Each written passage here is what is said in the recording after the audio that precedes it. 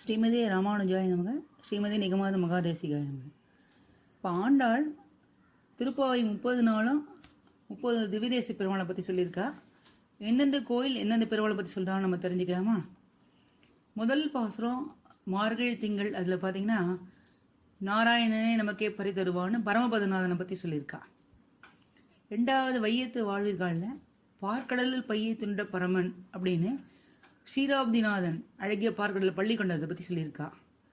மூணாவது ஓங்கி உலகளந்த உத்தமன் பேர்பாடின்னு திருக்கோயில் அனுபவத்தை பற்றி சொல்லியிருக்கா.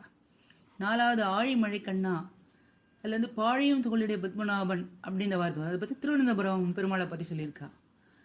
அஞ்சாவது பார்த்தீங்கன்னா மதுரை மாயினை வடமதுரை மைந்தனைன்னு சொல்லி வடமதுரை அனுபவத்தை பற்றி சொல்லியிருக்கா.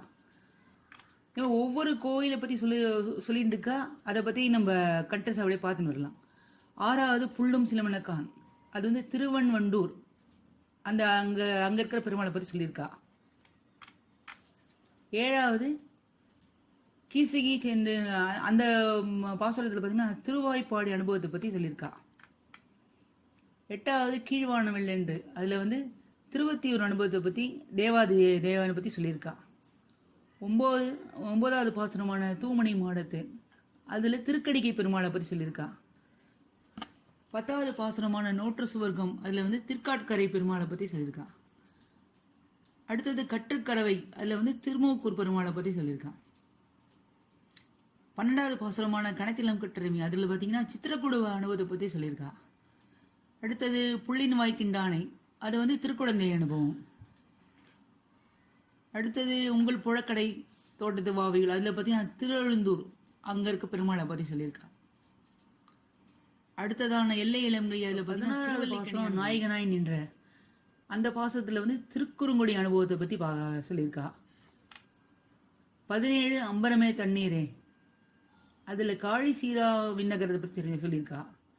18 உந்து மதகளிட்டன், அந்த அந்த பாசத்தில் பார்த்தீங்கன்னா திருநறையூர் அனுபவம், அதை பற்றி சொல்லியிருக்கா.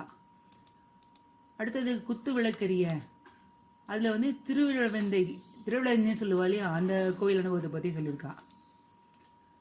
அடுத்த 33 திருப்பாடகம் பெருமாளை பற்றி. அடுத்த பாசனம் ஏற்றக்கலங்கள், அதில் வந்து திருக்கண்ணமங்கை திருநாராயண பெருமாளை பற்றி சொல்லியிருக்கா. 22 அங்கன் மாஞாலத்தரசர், அதில் வந்து திருமாலிரும் சோலை பெருமாளை பற்றி சொல்லியிருக்கா. அடுத்து 23வது பாசுரமான மாரிமலை மொழிஞ்சில், அதில் வந்து திருவரங்கம் பெருமாளை பற்றி. 24வது பாசுரமான அண்டு இவ்வளங்காய் அடி போட்டு, அதில் வந்து கோவர்த்தனன் அனுபவம்.